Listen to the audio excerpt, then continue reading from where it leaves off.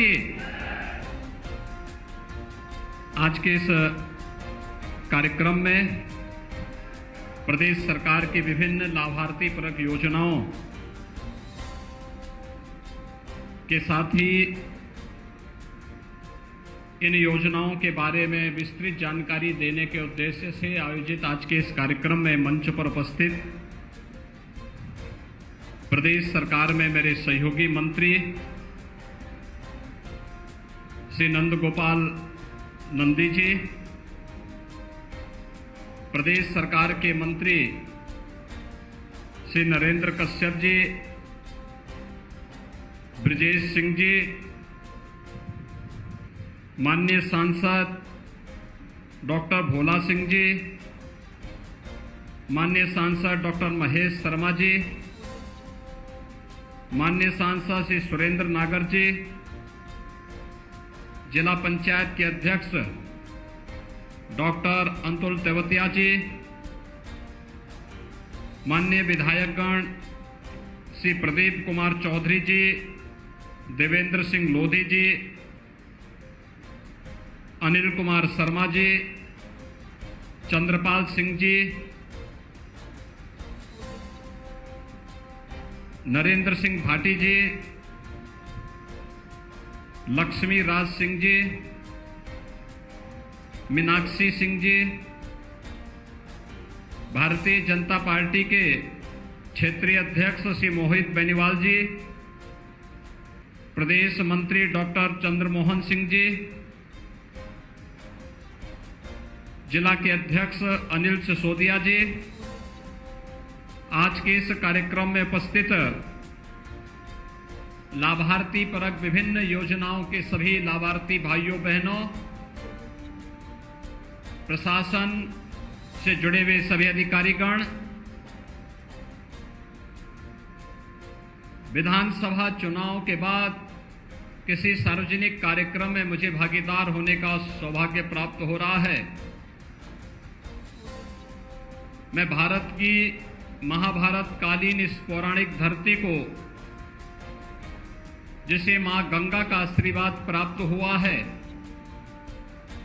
इस पौराणिक धरती को कोटि कोटि नमन करते हुए आप सबका मैं हृदय से आभार व्यक्त करता हूं कि विधानसभा चुनाव के दौरान आपने मंच पर उपस्थित हमारे सभी माननीय विधायकों को भारी बहुमत से चुनाव दिग्विजयी बनाकर के अपना आशीर्वाद दिया। मैं इसके लिए बुलंदशहर की सभी जनता जनार्दन का कोटिशः धन्यवाद ज्ञापित करते हुए उनका अभिनंदन भी करता हूं,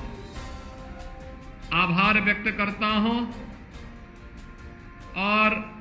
उन्हें इस बात के लिए आश्वस्त करने के लिए आया हूं कि जिस विश्वास के साथ आपने भारतीय जनता पार्टी के नेतृत्व पर डबल इंजन की कार्य पद्धति पर विश्वास व्यक्त किया है, बिना रुके, बिना डिगे, बिना थके और बिना झुके सरकार उन लक्ष्यों को पूरा करके सुरक्षा के लिए, समृद्धि के लिए और आपके उज्जवल में मंगलमय भविष्य के लिए निरंतर प्रयासरत होकर के कार्य करेगी। भाइयों बहनों, मुझे अभी कुछ घंटे पहले ही बुलंदशहर में आने का अवसर प्राप्त हुआ। जनप्रतिनिधि और पदाधिकारियों ने मेरे सामने यहां के विकास की अनेक बातें और अनेक मुद्दे रखे। जब भी हमारे माननीय जनप्रतिनिधिगण लखनऊ में आते हैं, उस दौरान भी या जब भी मेरा पश्चिमी उत्तर प्रदेश का कार्यक्रम बनता है, उस दौरान भी विकास के बारे में वे लोग अपनी बातों को मेरे सामने, आदरणीय प्रधानमंत्री जी के सामने बराबर रखते हैं और उन्हीं के प्रयास का ये परिणाम है कि आज बुलंदशहर विकास की एक नई ऊंचाइयों को छूता हुआ दिखाई दे रहा है। यहां पर पावर जनरेशन के लिए लगने वाला पावर का जो एक नया यहां पर जो हम विद्युत उत्पादन का एक नया संयंत्र लगा रहे हैं, उसके कार्य का हो, चाहे वह पूर्व मुख्यमंत्री सदैव कल्याण सिंह जी के नाम पर अत्याधुनिक सुविधाओं से युक्त मेडिकल कॉलेज के निर्माण के कार्य का हो, चाहे वह मां गंगा की अविरल और निर्मल धारा को बनाए रखने के लिए नमामि गंगे परियोजना के अंतर्गत चलाई जाने वाली परियोजनाएं हो, या फिर बुलंदशहर की पहचान वन डिस्ट्रिक्ट वन प्रोडक्ट के अंतर्गत खुर्जा की पोल्ट्री उद्योग को और सिकंदराबाद के औद्योगिक संस्थान के विकास को आगे बढ़ाने का, ये सभी कार्य व्यवस्थित रूप से आगे बढ़ाने के लिए सरकार युद्ध स्तर पर कार्य कर रही है। बाबूजी कल्याण सिंह जी के नाम पर जो मेडिकल कॉलेज आपके बुलंदशहर में बन रहा है, अगले सत्र में यह मेडिकल कॉलेज यहां पर प्रवेश भी करेगा और यहां पर बुलंदशहर के नौजवानों को एमबीबीएस की और उसके उपरांत नर्स बालिकाओं के लिए नर्सिंग की शिक्षा का भी एक अच्छा केंद्र यहां पर बनने वाला है। और बुलंदशहर भी अब कह सकता है हम भी एनसीआर की पार्ट हैं। जिन सुविधाओं के लिए अब तक बुलंदशहर को वंचित रखा गया, आज वे सुविधाएं बुलंदशहर में उपलब्ध हो रही हैं। कितना अच्छा संजोग है, चुनाव के दौरान जब कोरोना महामारी चुनाव में बैरियर बनकर के खड़ी हो रही थी, तो इसी सभागार में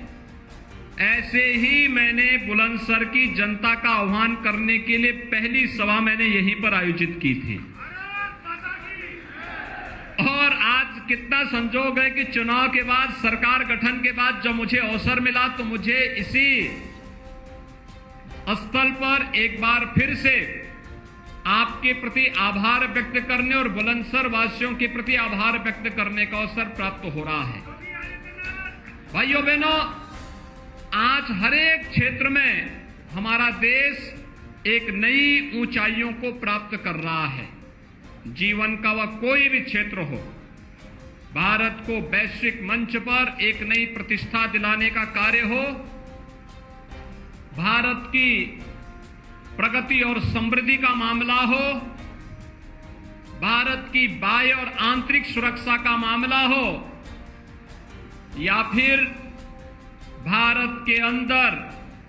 बिना भेदभाव के शासन की योजनाओं का लाभ गांव, गरीब, किसान, नौजवान, महिलाएं और समाज के प्रत्येक तबके तक पहुंचाने के लिए किए जाने वाले प्रयास आज वह ईमानदारी के साथ जमीनी धरातल पर उतरते हुए दिखाई देते हैं। कोरोना महामारी इसका सबसे बड़ा उदाहरण है। कोरोना के सामने अमेरिका पस्त हो गया, कोरोना के सामने यूरोप पस्त हो गया, कोरोना के सामने दुनिया के तमाम देश पस्त हो गए, लेकिन भारत बिना रुके और बिना डिगे प्रधानमंत्री मोदी जी के नेतृत्व में कोरोना के खिलाफ अपनी लड़ाई को जारी रखे रहा। जीवन भी और जीविका को भी बचाने का काम किया। फ्री में टेस्ट, फ्री में उपचार, फ्री में राशन और फ्री में टीका देने का काम भी भारत के अंदर इस दौरान हुआ। हमने तकनीक का उपयोग करते हुए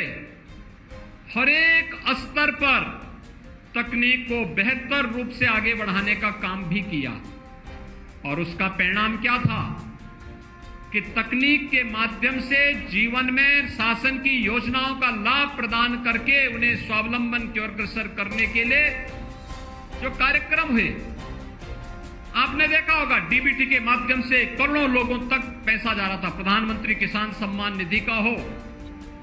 या फिर राज्य शासन के स्तर पर भरण पोषण भत्ते का हो, उज्ज्वला योजना के अंतर्गत हर उस लाभार्थी परिवार तक डीबीटी का पैसा उपलब्ध कराने का कार्य हो, या फिर शासन की किसी भी अन्य योजना का लाभ लाभार्थी परिवारों तक उपलब्ध करवाने का कार्य इस सफलतापूर्वक सरकार ने इस दौरान किया। और इसीलिए तो तकनीक के इसी महत्व को समझते हुए सरकार ने कुछ निर्णय लिए हैं। बुलंदशहर वासियों के लिए तो मैं बहुत खुशखबरी की बात बताना चाहता हूं। आप ही के बगल में एक अंतर्राष्ट्रीय एयरपोर्ट जेवर में बनने जा रहा है। यहीं बगल में मुश्किल से 25 किलोमीटर की दूरी पे यहां से शुरू हो जाएगा उसका कमांड एरिया।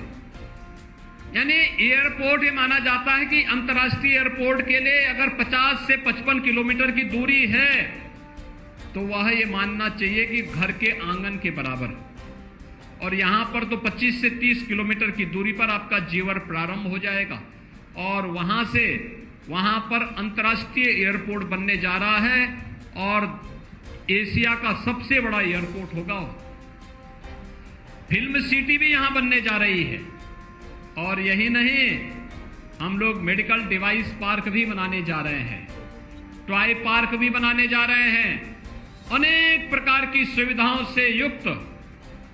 आज तमाम उन संभावनाओं को आगे बढ़ा करके जेवर और अलीगढ़ के बीच में डिफेंस कॉरिडोर का निर्माण का कार्य भी युद्ध स्तर पर चल रहा है। राजा महेंद्र प्रताप सिंह जी के नाम पर अलीगढ़ में नए विश्वविद्यालय के निर्माण की कार्रवाई है, तो सरदेव बाबूजी कल्याण सिंह जी के नाम पर मेडिकल कॉलेज के निर्माण का कार्य आपके इसी बुलंदशहर के अंदर हो रहा है। मेरठ में प्रदेश का पहला स्पोर्ट्स विश्वविद्यालय बन रहा है। राज्य सरकार ने तय किया है हर गांव में खेल का मैदान होगा। खेल के मैदान के बाहर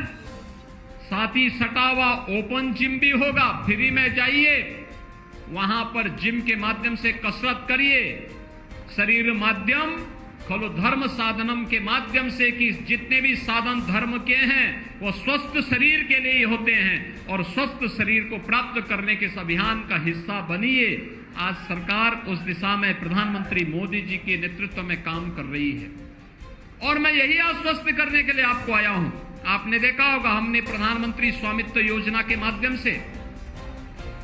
गांव में पुस्त दर पुस्त जहां पर लोगों ने मकान बनाए थे उस मकान का स्वामित्व कभी उन्हें नहीं प्राप्त हो पाया, लेकिन पहली बार जहां पर मकान है उस मकान का स्वामित्व का लाभ भी उस परिवार को उपलब्ध करा कर वो चाहे तो उस मकान की जमीन को मॉर्गेज करते हुए बैंक से लोन लेने की सुविधा भी उस व्यक्ति को प्रदान करने की सुविधा प्रदान की जा रही है और प्रधानमंत्री स्वामित्व योजना के माध्यम से संभव हो पाया है। हम लोगों ने अब तक 34 लाख ऐसे परिवारों को यह सुविधा प्रदेश के अंदर उपलब्ध करवाई है और हमारा प्रयास है कि 15 अगस्त 2022-23 तक प्रदेश के हर परिवार को यह सुविधा हम उपलब्ध करवाने का काम करेंगे। प्रधानमंत्री आवास योजना का कार्य हो या फिर स्ट्रीट वेंडर के लिए पहली बार आजादी के बाद पटरी व्यवसायों के कल्याण के लिए प्रधानमंत्री स्वनिधि योजना के माध्यम से उन्हें बैंकों से सस्ता लोन हो सकता है। डिजिटल पेमेंट के साथ जोड़ेंगे तो वह जीरो इंटरेस्ट पर उन्हें लोन उपलब्ध करवाने की कार्रवाई यह अब संभव हो पाया है। प्रदेश के अंदर अब तक 9 लाख पटरी व्यवसायों को इस सुविधा के साथ जोड़ा गया है और इसलिए भाइयों बहनों आज मैं आपके पास आया हूं यही कहने के लिए तकनीक का जीवन में भारी महत्व है और उसी तकनीक को आगे बढ़ाने के लिए प्रदेश सरकार ने कोरोना कालखंड में अभ्युदय कोचिंग व्यवस्था प्रारंभ की थी। हमारे यहाँ के युवा जो कोचिंग के लिए पहले बाहर जाना पड़ता था, कोरोना कालखंड में आपने देखा होगा उन्हें हम लोगों ने उस समय लॉकडाउन होने के बावजूद जब उनके सामने संकट आया हमने प्रदेश से 500 बसेज भेजी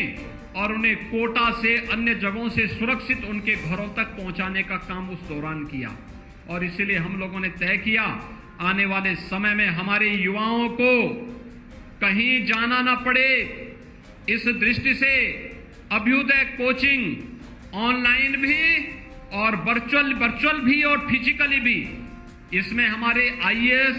आईपीएस, पीसीएस अधिकारी, पीपीएस अधिकारी इन सभी लोगों को जोड़ा गया और साथ साथ उस फील्ड के एक्सपर्ट को जोड़ करके कोचिंग की सुविधा फ्री में उपलब्ध कराया जा रहा है और उसमें जनपद के अंदर उन बच्चों को जो कोचिंग ले रहे हैं उन्हें टैबलेट भी उपलब्ध करवाने की कार्रवाई हो रही है। साथ साथ प्रदेश का युवा तकनीकी दृष्टि से सक्षम हो सके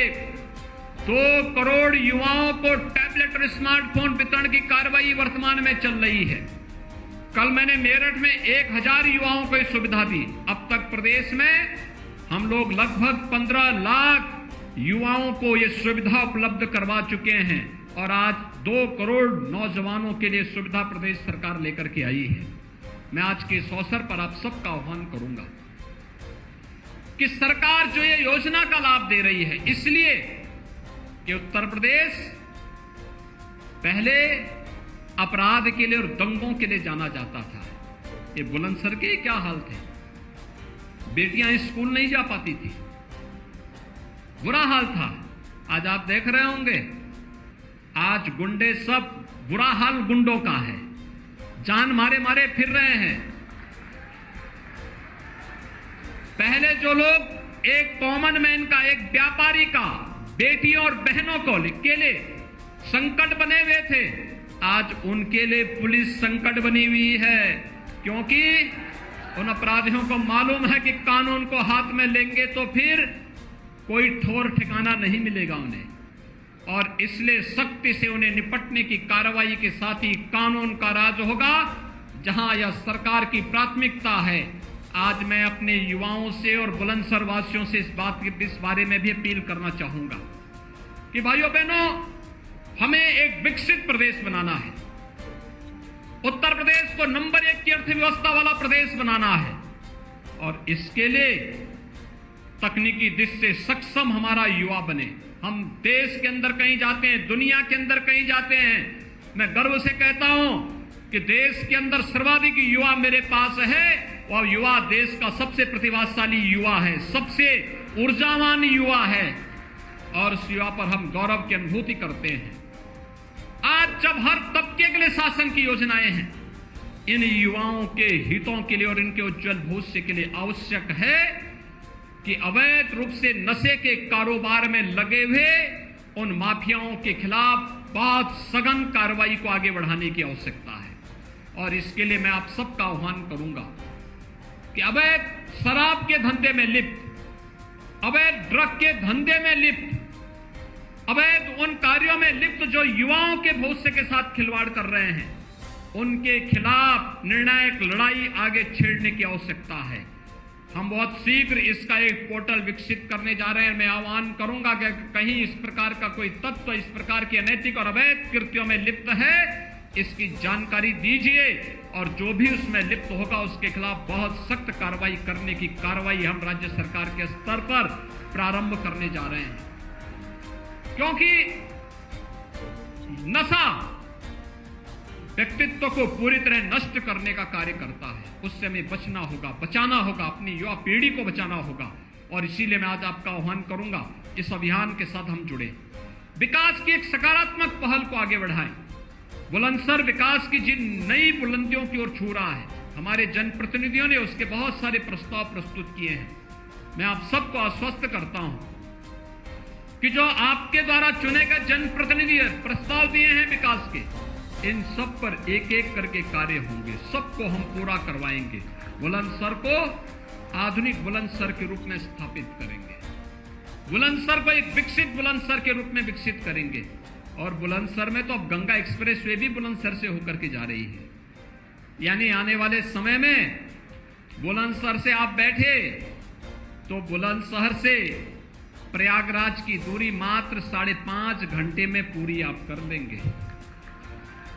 यानी जिस दूरी को तय करने में अब तक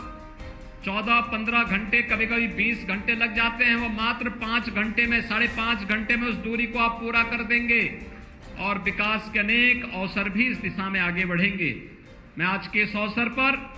जिन विकास की तमाम योजनाओं का लाभ यहां के वासियों को प्राप्त होने जा रहा है, हुआ है, इसके लिए उन्हें बधाई देता हूं। विगत विधानसभा चुनाव में भारतीय जनता पार्टी के प्रत्याशियों को भारी बहुमत से विजयी करने के लिए हृदय से आभार भी व्यक्त करता हूं, अपने नवनिर्वाचित विधायकों का अभिनंदन भी करता हूं, और आप सबको हृदय से आभार व्यक्त करते हुए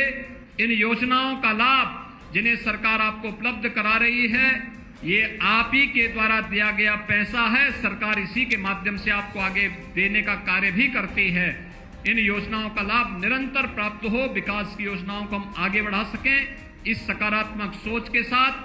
मैं एक बार फिर से आप सबके प्रति अपनी शुभकामनाएं व्यक्त करते हुए अपनी वाणी को विराम देता हूं। धन्यवाद। जय हिंद।